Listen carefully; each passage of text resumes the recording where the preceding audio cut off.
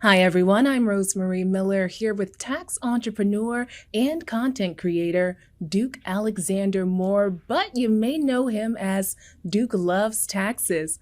Thank you so much for joining me today. Oh, thanks for having me. That voice though, like that's switch up. I like that got professional.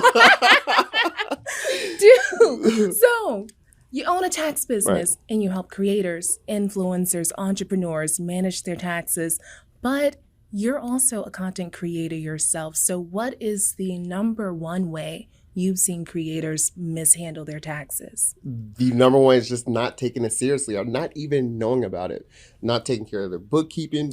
These creators, they're also small business owners in the eyes of the IRS. They're no different from a Walmart. They're no different from an Amazon. They're no different from the mom and pop shop, bakery shop down the street. So just like these businesses get write-offs, so do them. But in order for them to take advantage of the write-offs, it's like they need very good bookkeeping. They need a tax system. And what we see a lot of time is like they're afraid and they just put it on the back burner until like they'll come to us like when it's time to buy a house. Like when it gets real, it's either it's desperate or they're inspired by something or they're fearful. So we have people who are proactive, like, okay, I know I'm about to make a lot of money. Let me take care of this. Then we have people who's like, oh my gosh, it's time to buy a house. My tax is done. And then they come to us then like that. And then so many people. So I would say 100% just not taking it seriously, not record keeping it as well. So, you said fearful. Can Yeah. you give me more details about that? Yeah, they're just afraid of the IRS. That's it. Okay. And so there's this bad picture painted on the IRS. I don't know why, but it just is. It's a bad picture painted on it. The IRS is not that bad. Like they're pretty okay. Listen, I've never heard that. Okay. Because here you go. I'm gonna put you on some game. Look, I promise you. So the IRS only comes bad people when you ignore them. All right. So imagine you got a homie, right? And the homie is like, hey, bro, like you owe us some money. Like you know what I'm saying? Like you're ignoring them. You ignore it. You ignore them. That's when it becomes an issue. There's plenty of times that we have creators and entrepreneurs that come to us and we call the IRS like, hey, what do we need to do? They'll low-key hook you up. They're like your grandma with some cooking. Hey, bro, look, all right, this is what you need to do. You need to file this tax return, this tax return, and you got an audit coming in 60 days. So if you're on their good side and playing by the rules, you are fine. It's when you're not paying by the rules and you are starting to ignore them when it gets bad. So that's kind of one of the things that we offer. We make sure we offer that IRS protection from them, make sure they are compliant. That's all it takes.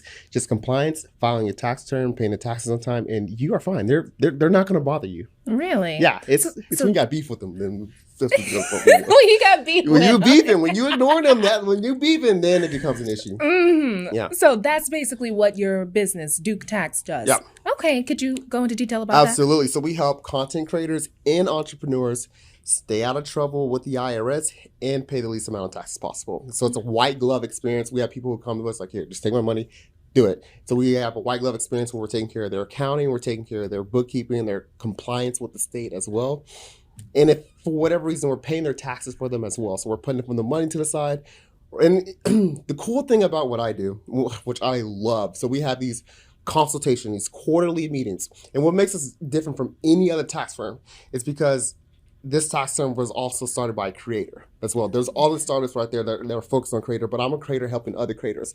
So not only in these meetings are we helping them save on taxes and strategy, we're talking about, hey, you see that new trend? Hey, you need to try this. And then like I'm giving them tips, they're giving me tips. So it's almost like, okay, we got the real stuff out the way, but then we're also talking about how we can grow as a creator, maybe how we can collab together or something else like that. So it's just like exponential and it's just amazing. Like the amount of stuff I learned from them and growing my content, the amount I can teach them and pass it on to them. It's exciting. That makes sense. Yeah. Okay. So about how many clients do you have? So we have about 1,300 clients. A little over that. Yeah. And how many of y'all are managing them? So there's a total of, so during the season, there's a total of 14 of us. Off season, it's about 8.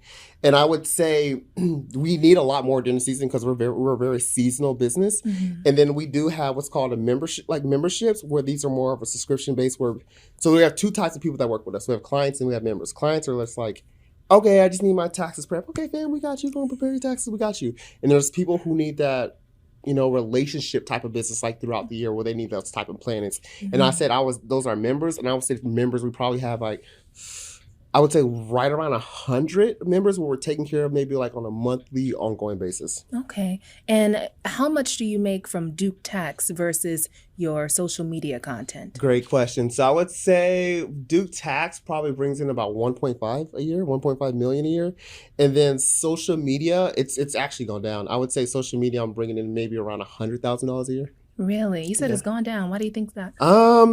Okay, so during the PPP and stimulus, I was child tax credit, I was popping. I was off the chain, like, because everything was going down. Like, hey, we got to get this. So it's like that's when I really started. And so the crazy thing about that, because when I started the business, and it's like it's crazy because I never like I've always wanted to help people, but the direction of helping creators and entrepreneurs was I never saw that. It's just like I felt like I was called to that. So I feel like that's my calling, and oh my gosh, I love this so much. So it was like 2020, 2021, there was a bunch of like PPP stuff and a lot of brand deals right there. So that's when I like experienced my first taste of money. I had like made like $500,000 from brand deals. And I took that money, and I know we were talking about before this, like I didn't have a team. So I took that money, hired a team. It's almost like a startup getting a bunch of money. So I took that 500,000 from brand deals, started placing it into the business, which is fun, which was exciting. And my attention just geared more towards growing the business than brand deals. Then another thing I noticed with the brand deals is like I don't feel authentic because I'm working with brands that I don't really use.